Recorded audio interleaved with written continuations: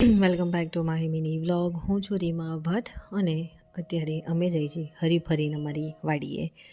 હા, તો અમે અમારા વાડીએ જઈએ છીએ કેમ કે સન્ડે છે, ઘરે કંઈ કામ નહોતું અને એવું થાય કે ક્રિયાંશને ક્યાંક લઈ જઈએ તો અત્યારે બધે જ ભીડભાડ બધે થઈ ગઈ છે, પબ્લિક એટલી હોય છે અને એવી કોઈ સ્પેસે નથી મળતી કે આપણે છોકરા સાથે બેસીને વાતો કરી શકીએ, રમી શકીએ. એટલે અમે બસ વાડીએ જઈએ છીએ અને ત્યાં થોડુંક ટાઈમ સ્પેન્ડ કરીએ અને થોડી મજા કરીએ. જુઓ આગળ તમે.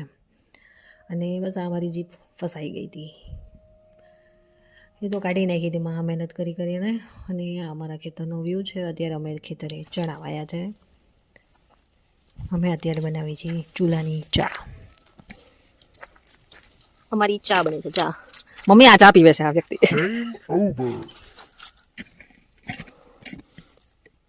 કદાચ આ વિડીયો જો મમ્મી જોશે ને તો અમને દુઃખ લાગશે કે મારો સુપુત્ર ચા પીવે છે.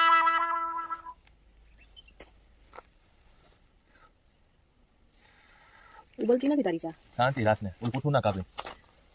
આ બાજુ કઈક દવાનું હોય તો ના. એને કઈ નો થાય. બંધ થઈ ગયું. ચાલુ છે. એટલે ચાલુ છે ભાઈ. તું શું પીવા છે? ટીંગો. પીઝા જલ્દી ફિનિશ કર નાખ, એટલું જ આપ્યું હતું. એ હજી હાલે છે.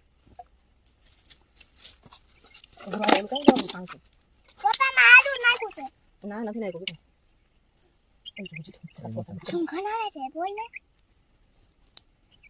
હું ચા બનાવું છું રીમા માટે.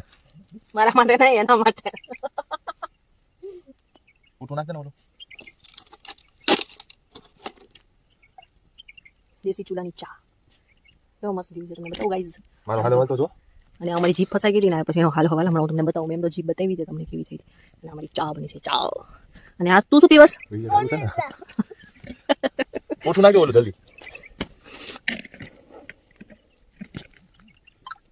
અમે તો અહીંયા રહેવા આવતા રહેવાના છીએ.